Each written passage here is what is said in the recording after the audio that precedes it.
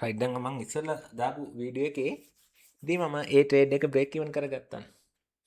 එතකොට එයා යම් දුරක් පොඩි දුරක් ආවා. ආවට මං කිව්වේ දැන් ඊළඟට අපි ඒක බ්‍රේක් ඉවන් කරගෙන අපි ඊළඟ ට්‍රේඩ් එකට යනවා කියලා මං ඔයාලට කිව්වනේ. දැන් ඔන්න ඊළඟ ට්‍රේඩ් එක.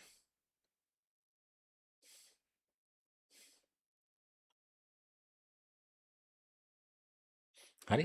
දැන් ඊළඟ ට්‍රේඩ් එකේ. ඊළඟ ට්‍රේඩ් එකේ තමයි ඉන්නේ මේ වෙලාවේ. හරිද? USDT එක කිල්ලලා එක වික්කා. ඒ විකුණලා බලපුවාම යා මාකට් එකේ ඩිරෙක්ෂන් එක මට දෙනවා. ඉතින් මම තවත් මොකද කරන්න ඕනි? හරි. නේද? මම තවත් මොකද කරන්න ඕනි? ට්‍රේඩ් එක ගහගන්න එක නේද?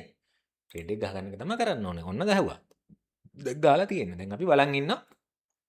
ඒකේ ප්‍රොෆිට් වෙනකම්. හරි. දැන් 1 minute equity time එක උඩ තියෙන්නේ මාකට් එක. ඒ නිසා පොඩ්ඩක් එයා මෙතන සෙල්ලමක් දායි. හරි. දාලි වෙලා මේ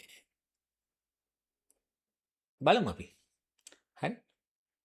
අර වගේම තමයි. අර වගේම තමයි.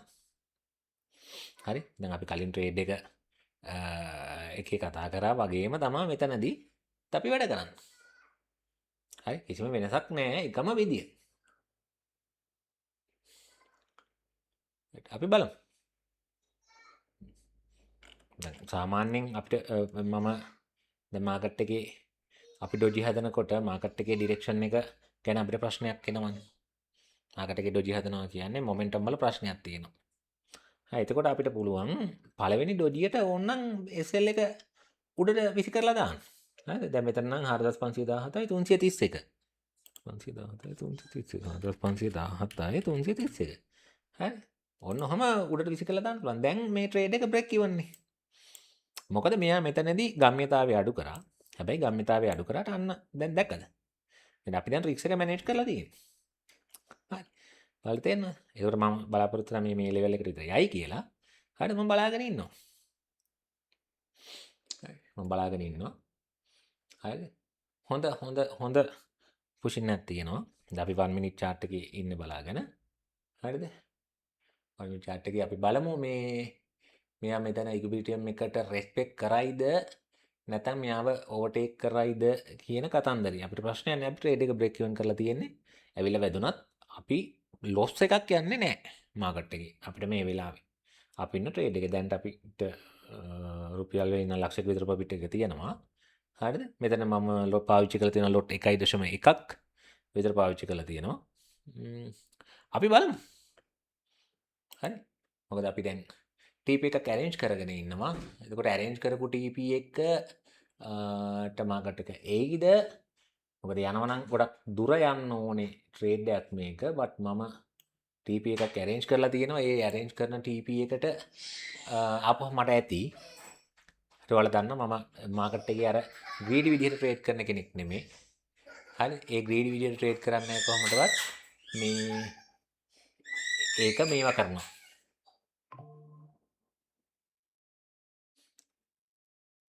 හරි. අපි බලන්න ඕනේ හැම වෙලාවකම අර අපි දැන් දැක්කද අර දැන් ඉස්සලා ට්‍රේඩ් එකේ වගේ නෙමෙයි දැන් මෙතන බලන්නකෝ දැන් අපි ඉස්සලා ගත්ත ට්‍රේඩ් එක යා ඒ කියන්නේ අපේ ඩිරෙක්ෂන් එකට ටිකක් විරුද්ධව එයා එක එක දේවල් මාකට් එකේ කෙරුවානේ. එතකොට අපිට මොකද අපිට ෂුවර් නැහැ. හරි අපිට ෂුවර් නැහැ එයා මොකද කියලා ඊළඟ කැනල් එක ක්ලෝස් වෙනවත් එක්ක අපේ MMT ගෑ දන්නවා මේකේ මම SL එක ට්‍රේල් කරන්න යයි කියලා. හරිද? ඊළඟ කැනල් එක ක්ලෝසින් එකත් එක්ක SL එක ට්‍රේල් කරන්න පුළුවන්. හරිද? ඊට කලින් සමහරට TP වදින්නත් පුළුවන්. තනි කැනල් එකේම මේක අපිට TP ගන්න නැතුව ඉන්නත් පුළුවන් තත්ත්වයක් තියෙන අපි TP එක අයින් කරමු.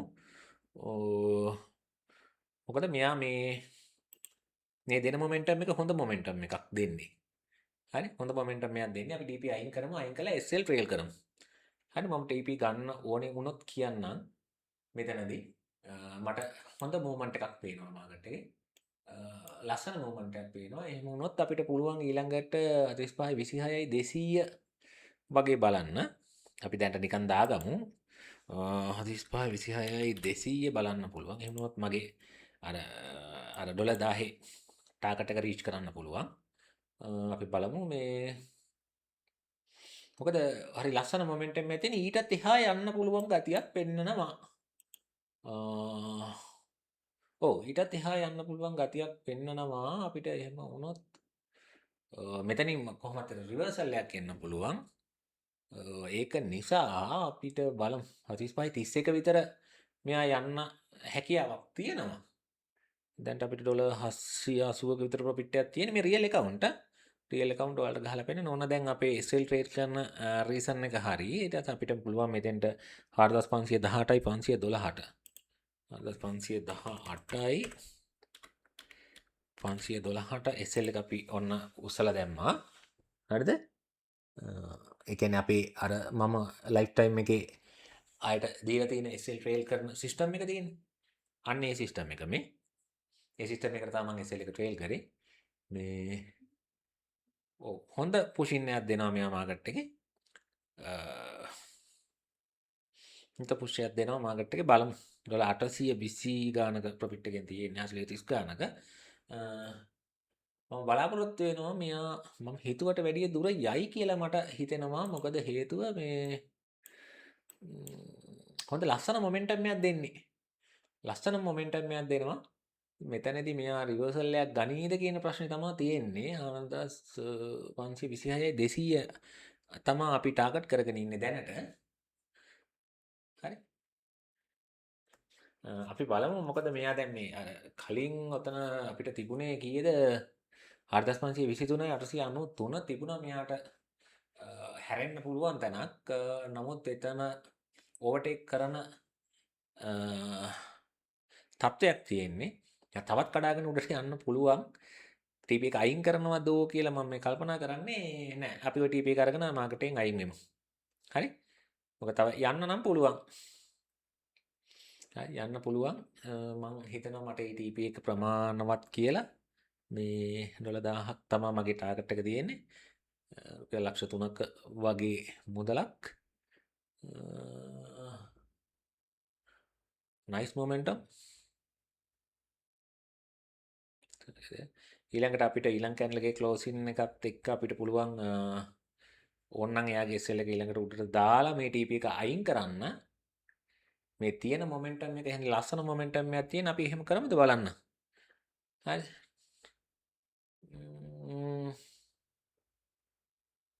ඉන්න බලන්න මොකද කරන්න පුළුවන් කියලාද? ලස්සන මොමන්ටම් එකක් නෑ අපි TP එක අරන් අයින් වෙමු. හරි.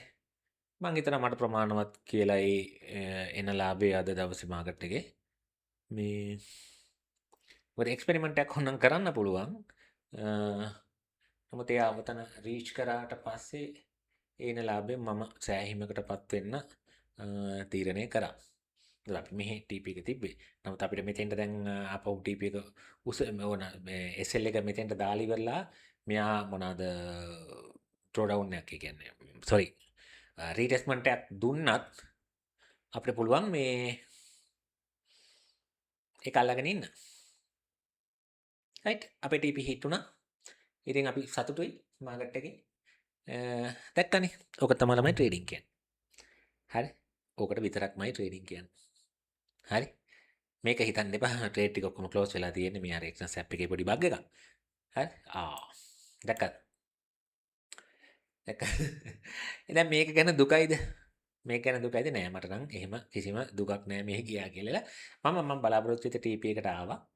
මට ඒ ඇති. මං කිව්වේ එයා හොඳ ලස්සන මොමන්ටම් එකක් දෙනවා කියලා. හරි එහෙනම් ඔච්චරයි ට්‍රේඩින් හොඳේ.